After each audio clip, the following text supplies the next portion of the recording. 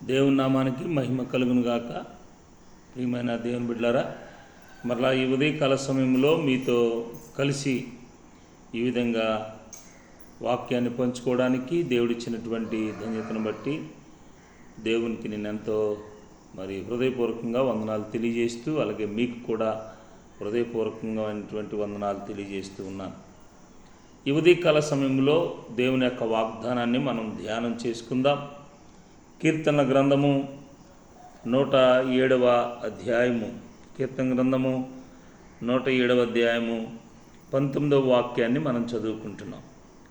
కష్టకాలమందు వారు యెహోవాకు మొరపెట్టిరి, ఆయన వారి ఆపదలో నుండి వారిని విడిపించాను. ఆయన తన వాక్కును పంపి వారిని బాగు చేశాను. ఆయన వారు పడు గుంటలో నుండి వారిని విడిపించాను. ప్రియమైన దేవుని బిడ్డలారా, ఈ ఉదయకాల సమయంలో దేవుని యొక్క వాగ్దానాన్ని బట్టి మనము జ్ఞాపకం చేసుకుంటూ ఉన్నాం. ఈ మాటలు ఇశ్రాయేలు ప్రజల గురించి చెప్పబడినటువంటి మాటలు లేదా పాడుతున్నటువంటి కీర్తన. ఈ ఉదయకాల సమయంలో దేవుడు మనతో కూడా ఈ మాటను తెలియజేస్తూ ఉన్నాడు. కష్టకాలమందు వారు ఏం చేశారంటే దేవునికి మొర్రపెట్టారు. ఈ రోజున చాలామంది మేము కష్టాల్లో ఉన్నాం, మేము ఇబ్బందుల్లో ఉన్నాం, మేము ఇరుకులో ఉన్నాం, సమస్యల్లో ఉన్నాం, అశాంతితో ఉన్నాం అని అనేక మందికి చెబుతూ ఉన్నారు. వారిలో వారు కుమిలిపోతూ ఉన్నారు. కానీ ఎవరైతే ఇలాంటి పరిస్థితుల్లో ఉన్నారో వారు దేవునికి మొరపెట్టలేదు. వారు దేవునికి మొరపెట్టేటువంటి సమయాన్ని వారు కలిగి ఉండటం లేదు.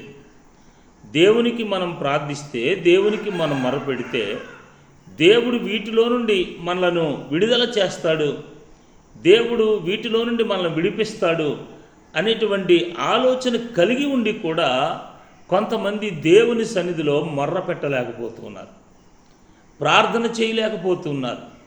ఎవరిని చూసినా ప్రతి వారు బిజీగానే ఉంటూ ఉన్నారు.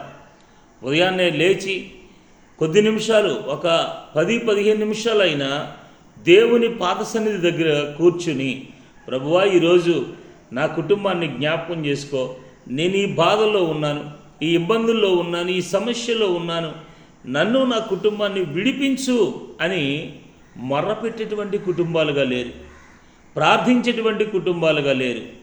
కానీ దేవుడు అప్పుడు ఇప్పుడు ఎప్పుడు కూడా ఒకే ఒక వాగ్దానాన్ని మనతో చెప్తూ ఉన్నాడు. మీరు మొరపెట్టండి, నేను మీ మొరను ఆలకించి నేను మిమ్మల్ని విడిపిస్తానని చెప్తూ ఉన్నాడు. ఒకవేళ ఇంకా పరిస్థితులు భిన్నంగా ఉండి మానసికమైనటువంటి, శారీరకమైనటువంటి, ఆర్థికపరమైనటువంటి వేదనలో ఉంటే, ఒకవేళ దాని ద్వారా నీ మనసు గాయపడితే, నీ శరీరం గాయపడితే, నీవు మనోవేదనకు గురి అయినప్పుడు నీవు ప్రార్థన చేస్తే ఇంకా ప్రభు ఇచ్చేటువంటి గొప్ప విషయము, వాగ్దానం ఏంటంటే ఆయన తన వాక్కును పంపి నిన్ను బాగు చేస్తాడు, నన్ను బాగు చేస్తాడు. చాలాసార్లు మన జీవితాల్లో ప్రార్థించడానికి మనకి ఏమీ అర్థం కావట్లేని పరిస్థితుల్లో ఉంటున్నారు. మనసు రాని పరిస్థితుల్లో అన్నీ చేయగలుగుతున్నారు కానీ ప్రార్థన చేయలేకపోతున్నారు. అన్నీ చేయగలుగుతున్నారు కానీ దేవుని వాక్యాన్ని ధ్యానించలేకపోతూ ఉన్నారు. ఎక్కడ చూసినా వారికి ఉన్నటువంటి పరిస్థితులను బట్టి సమయం లేని వారిగా, ఎంతో సమయాన్ని ఖాళీగా వ్యర్థంగా వారు ఉపయోగించగలుగుతున్నారు. కానీ కొద్ది నిమిషాలైనా దేవుని సన్నిధిలో లేదా నీవుండేటువంటి నీ ఇంటిలో ప్రార్థించడానికి ఎవరు కూడా ఇష్టపడటం లేదు. ఇష్టపడనటువంటి నీవు, ప్రార్థించలేనటువంటి నీకు విడుదల రాదు. కానీ దేవుని వాక్యం చెప్తుంది, నీవు గనుక ప్రార్థన చేయగలిగితే, నీవు గనుక దేవునికి మొరపెట్టగలిగితే, నీవు ఏ బాధలో ఉన్నావో, ఏ ఇబ్బందిలో ఉన్నావో, ఏ సమస్యలో ఉన్నావో, ఏ ఇరుకులో ఉన్నావో, ఏ అనారోగ్యంలో ఉన్నావో వాటన్నిటిలో నుండి ఆయన నిన్ను విడిపిస్తాడు. ఆయన నిన్ను విడిపించి ఆయన నిన్ను ఒక ఉన్నతమైనటువంటి వ్యక్తిగా ఆయన ఆశీర్వదించడానికి ఇష్టపడుతూ ఉన్నాడు. ఈ ఉదయకాల సమయంలో నువ్వు ఏ పరిస్థితిలో ఉన్నావో నీకు తెలుసు కదా. కష్టకాలంలో ఉన్నావా? దేవునికి మొరపెట్టు. ఇంకా వేరే చాయిస్ అంటూ నీకేమీ లేదు, నాకేమీ లేదు. ఇశ్రాయేలు ప్రజలు కష్టకాలంలో మొరపెట్టారు, వారు విడుదల పొందారు. ఈరోజు నీవు నీ కుటుంబం ఎవరికి చెప్పుకోలేని పరిస్థితుల్లో ఉంటే, కష్టంలో ఉంటే, ఇబ్బందుల్లో ఉంటే, నీ పిల్లల విషయం కానీ, నీ అన్నదమ్ముల విషయంలో కానీ, నీ తల్లిదండ్రుల విషయంలో కానీ, నీకున్నటువంటి ఆర్థిక భారముల విషయంలో కానీ, నీకున్న పరిస్థితిలో నీవు మొర్రపెట్టు.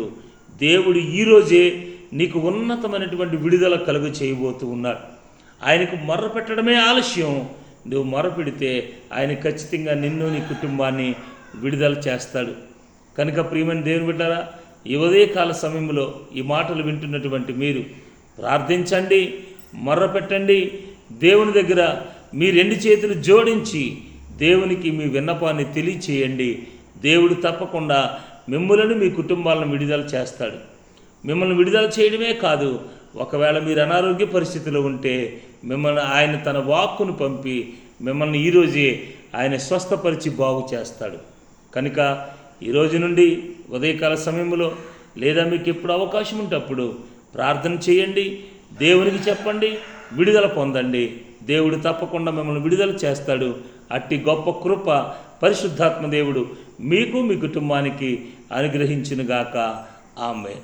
పరిశుద్ధుడైన తండ్రి, ఈ ఉదయకాల సమయంలో ఈ మాటలు వింటున్నటువంటి బిడ్డలను మీరు జ్ఞాపకం చేసుకోండి. వారు ఏ బలహీనతలో ఉన్నారో, ఏ సమస్యలో ఉన్నారో, ఏ అక్కర్లో ఉన్నారో వారిని బట్టి మేము ప్రార్థిస్తున్నాం, మొరపెడుతున్నాం.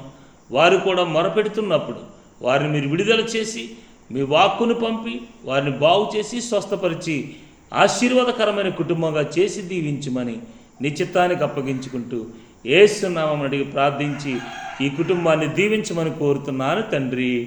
ఆమేన్. మీ అందరికీ వందనాలండి. ఈరోజు ఈ మాటలు వింటున్నటువంటి మీకు ప్రత్యేకంగా హృదయపూర్వకమైన వందనాలు తెలియజేస్తున్నాను. మీరు వినండి. ఈ వాక్యాన్ని మీరు వినటమే కాకుండా మీ స్నేహితులకు, మీ కుటుంబ సభ్యులందరికీ తెలియచేయండి.